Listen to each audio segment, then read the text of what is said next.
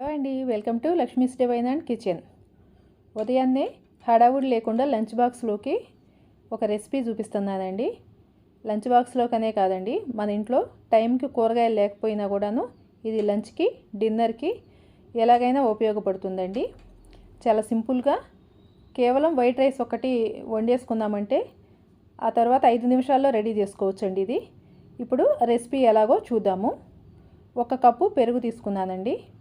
అది ఉండలు లేకుండా కలుపుకోవాలి. దానిలోకి కొంచెం పసుపు, మనం తీసుకున్న రైస్ క్వాంటిటీని బట్టి మనకి సరిపోయే విధంగా ఉప్పు, కారం తీసుకోవాలండి. మీరు తీసుకున్న రైస్ని బట్టి చూసుకోండి. కొంచెం పెప్పర్ పౌడర్ వేసాను. ఈ పెప్పర్ పౌడరు చాలా టేస్ట్ని ఇస్తుందండి, కొంచెం వేసుకున్నా కూడాను. 2 టేబుల్ స్పూన్లు గరం మసాలా వేసాను.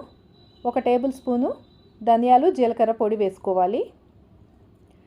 1 టేబుల్ స్పూను అల్లం వెల్లుల్లి పేస్ట్ వేసుకోవాలి. ఇప్పుడు ఈ మసాలాలన్నీను పెరుగులోకి బాగా కలిసేలాగా కలుపుకుందాము. ఇలా కలిపేసుకున్న దాన్ని పక్కన పెట్టేసుకుందాము.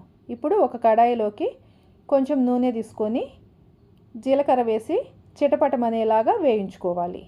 ఈ జీలకర్ర వేగిన తర్వాత జీడిపప్పులు వేసుకోవాలి. ఈ జీడిపప్పుకి క్వాంటిటీ అంటూ ఏం లేదండి, మనకి నచ్చినన్ని వేసుకోవచ్చు. కొంచెం ఎక్కువగా వేసుకుంటే తినేటప్పుడు పంటి కింద చాలా టేస్ట్గా ఉంటుంది. ఈ జీడిపప్పు కొంచెం కలర్ చేంజ్ అయిన తర్వాత ఉల్లిపాయ, పచ్చిమిరపకాయ ముక్కలు వేసుకోవాలి. ఈ ఉల్లిపాయ పచ్చివాసన పోయేంత వరకు వేయించుకోవాలండి. మరి ఎర్రగా ఏమీ వేగనవసరం లేదు. ఇలా వేగిన తర్వాత మనము ఇందాక కలిపి ఉంచుకున్నాం కదా పెరుగు మిశ్రమము, దాన్ని వేసుకొని ఈ మసాలాలన్నీ పచ్చివాసన పోయేంత వరకు వేయించుకుందాము. అవి వేగినాయి అంటే నూనె అంతా పైకి తేలుతుందండి. చూసారా, ఇప్పుడు నూనె పైకి తేలింది, ఇది రెడీ అయిపోయింది. ఇలా వేగిన ఈ మిశ్రమంలోకి మనము ముందుగా ఉడికించి ఉంచుకున్నాం కదండి రైస్ని, ఆ రైస్ని తీసి వేసుకుందాము.